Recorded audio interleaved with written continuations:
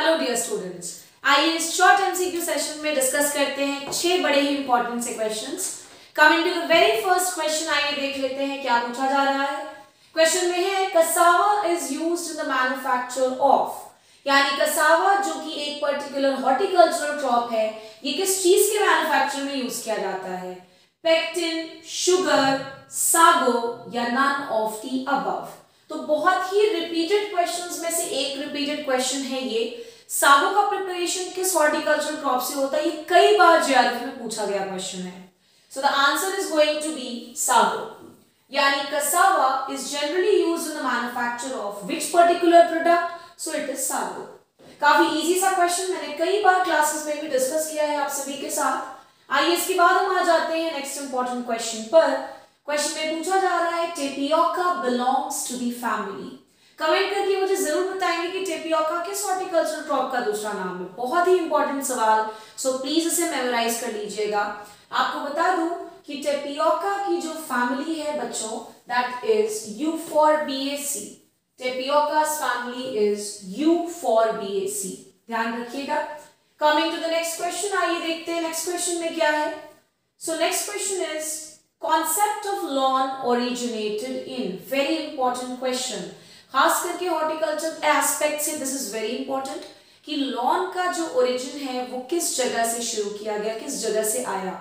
Loans के concept आपको हर एग्जाम्स में ऑलमोस्ट डील करने ही करने हैं, and the concept of lawn had originated in, answer में डायरेक्टली आपको बता देती हूँ, it is going to be England. हालांकि ऑप्शंस में इंडिया था, जापान था, England, none of the above. So the concept of lawn originated in England.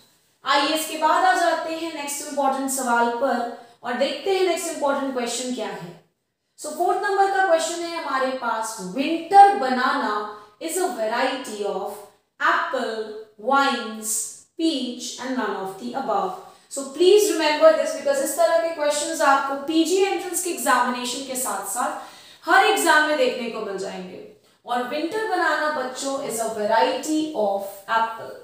Winter banana is a variety of which crop? So it's a variety of apple. इसके बाद coming to the next important question, आइए देखते हैं next question में क्या है। Question में पूछा जा रहा है Coconut Development Board is at Patna, Cochin, Hyderabad, none of the above। आप में से जो भी सीरियसली एग्जाम्स के प्रिपरेशन कर रहा है, ध्यान रखिएगा बोर्ड से एक ना एक क्वेश्चन पूछे ही जाते हैं। जैसे सेंट्रल सिल्क बोर्ड का हेडक्वार्टर काफी बार रिपीटेड क्वेश्चंस में से एक में देखा गया है।